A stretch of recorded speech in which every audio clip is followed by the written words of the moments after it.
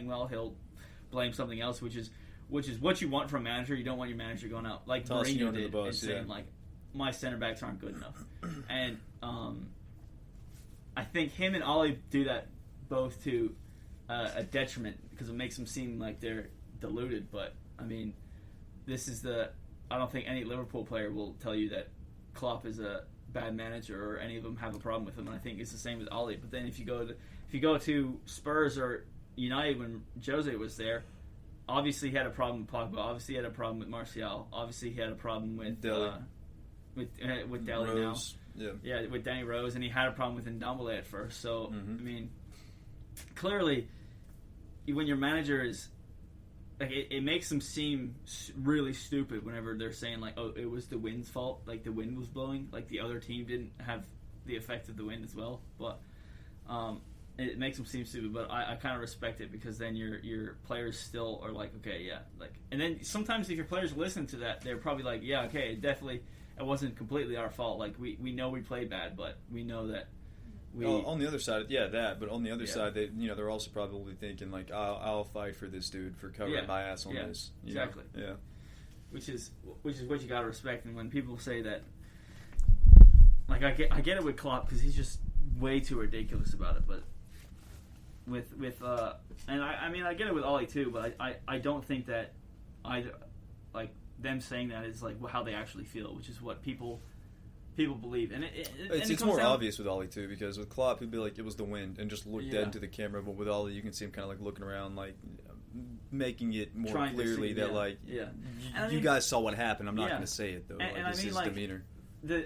When people take him verbatim what he says in like press conferences or in interviews, it is baffling to me that they still follow along with it because he said he wanted to keep Chris Smalling, that Chris Smalling was a great player. He wanted to keep Lukaku, that he's a great player. He wanted to keep Sanchez, that he's a great player. He's wanting to make sure that Jesse gets back to the form he's at.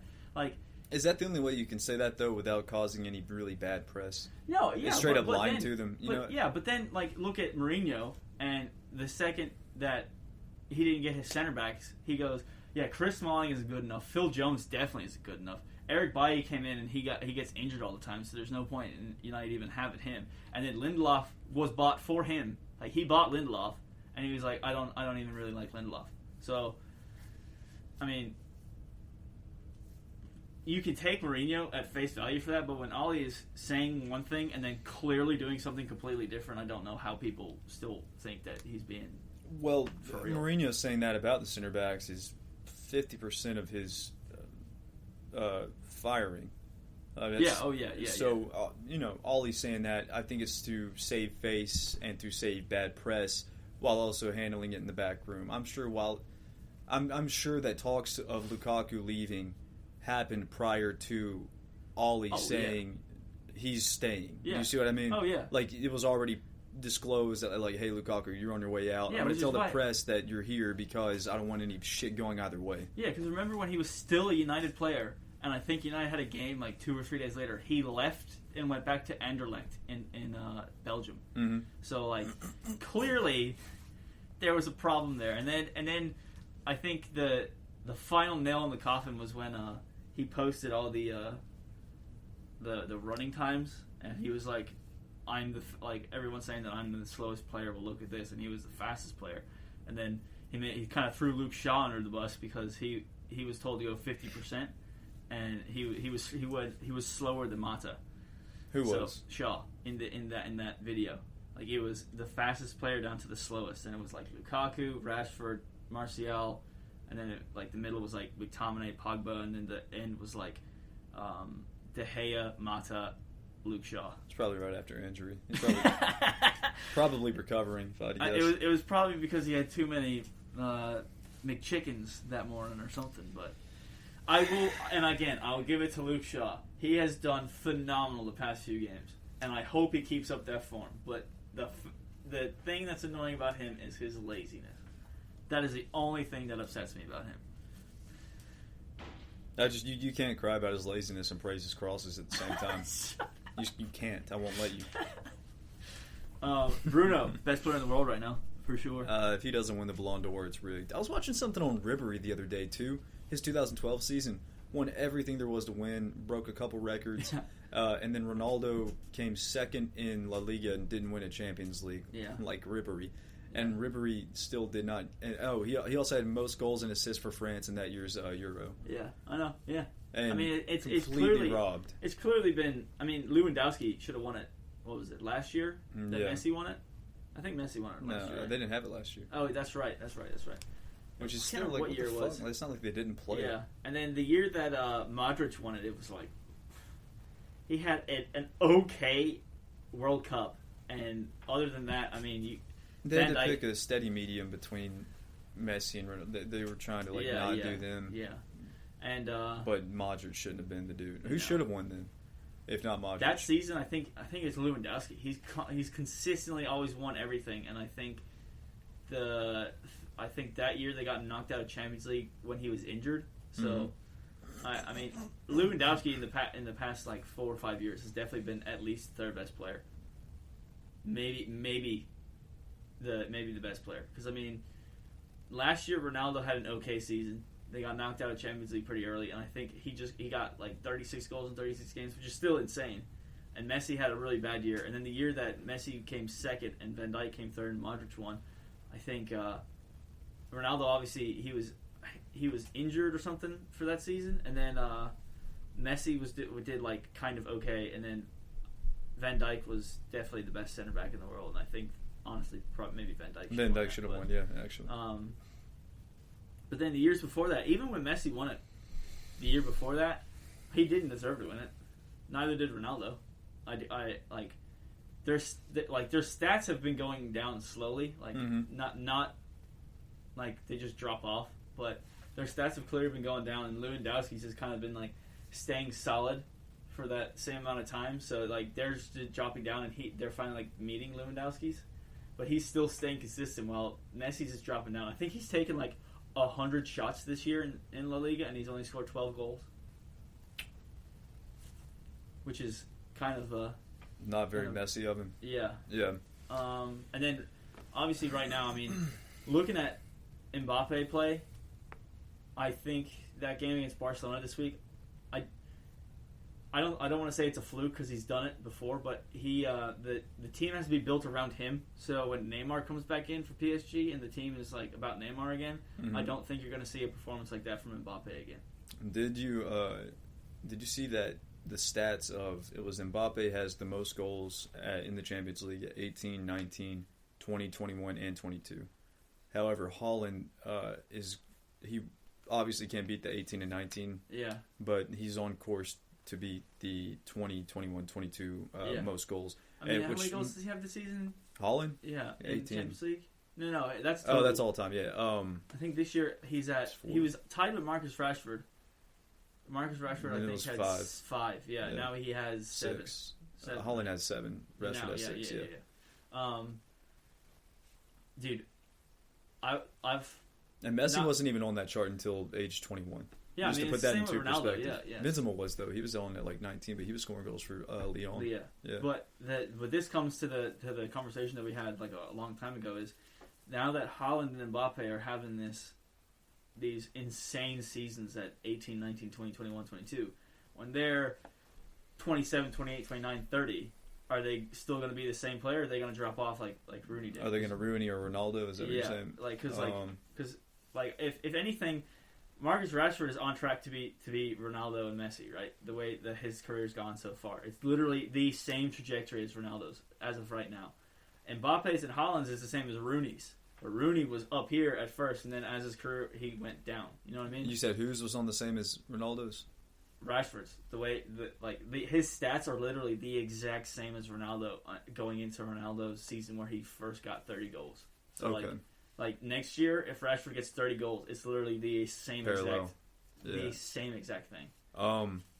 Well. And Rashford this season has not been playing well, and he still has 27 goal involvements. Mm-hmm. And he's been playing like shit. Yeah. He's played well against Leipzig, and he played That's what bothers me because of how dominant he has been in the past. You know. And he was okay last night. Like, the second half, he was a lot better. The first half, he was very wasteful, and whenever he would have the ball, he would dribble and just dribble into 3 defenders, and it's just like, just pass the ball. He gets the ball and stops a lot. I feel like he never keeps the play moving.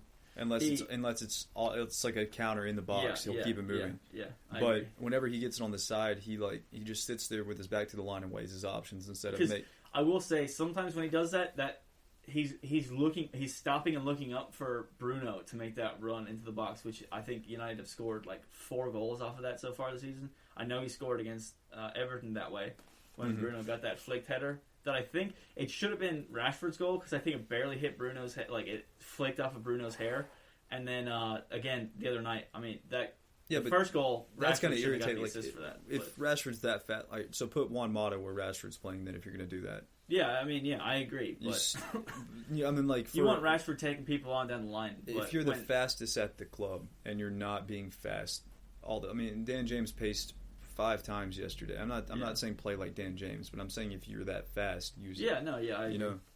Or get him behind a line because he'll stand adjacent, like 15 yards off of the right back, and won't even press the line. He'll get the ball and then they press him. He's gotten real lazy about defending recently. No, I'm attacking even. Like I feel like for who he is, he's dropping too deep to receive the ball. Where he's not a controller. He's a pace and finisher every day. That's how he's always been. And now he's got like a new like controlling. I don't know if that was brought on by Ollie or Rashford's decision, but because remember he started that. He's after a finisher. He's not a year. playmaker. You know he what started I mean? doing that after lockdown. Yeah. And then, but dude, I've watched Dortmund like 4 or 5 times this year, and every time I've watched them, Haaland is like levels above everyone. Dude, I've seen him orchestrate whole plays too. He'll come back to the halfway line, win the ball, do a trick, pass it off, and then you see this dude turn and run as fast as he can. He ducks down, so he's more aerodynamic too. It's weird. Like the way he runs is super weird, but he is so fast and strong, and the dude, like I think it was their first goal for them the other night against Sevilla. He wins the ball on the halfway line, passes it around Sancho, and then passes it to Jude Bellingham. Then makes a run, gets the ball, passes it to Sancho, keeps the run going, and Sancho just chips it up over the one defender, and Haaland's there and smacks it in. Like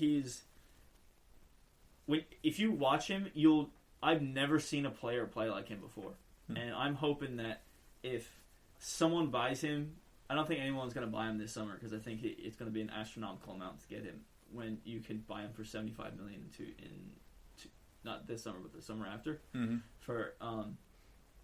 But the one thing about him is he's never going to be at a club for more than 4 seasons maybe.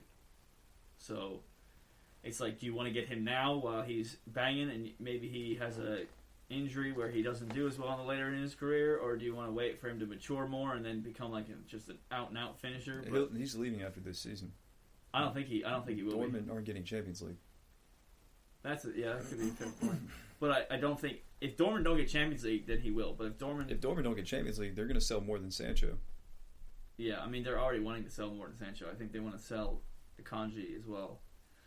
And they got to get. I mean, they're not making the cut. Yeah, I mean, they got to get rid of people. Yeah. As of right now, I still think they have a chance because the way that they played against Sevilla, I think because they're only 6 points off top 4, so it's not that much, and the teams that are above them, they're better than, and I think I don't if Dortmund don't get top 4, Haaland's leaving, but if they do get top 4, he'll be there for one more season because no one will be able to pay the money for him. And then, what do you think his value is? Now? Yeah. 200. Oh yeah, easily. Yeah, easily. And then Mbappe, I don't think is. I know that PSG are giving him a new contract, but I know he wants to go to Real Madrid, and I know that Real Madrid want him, and he's their number 1 transfer target this summer. Which, like, you already have Vinicius, you already have Rodrigo, you have Hazard, and but they're not about to bench Mbappe. But the thing is, it's even if Mbappe gets there, they're not producing with the talent that they do have. I would, Yeah. and if you're And Mbappe, yeah. it's not like anybody's not going to want you in 2 years. Yeah. So I would stay at PSG, keep killing it, keep your form up until there's a Real Madrid to go to. Because I wouldn't go to Real Madrid someone right else. But I mean, I think he's got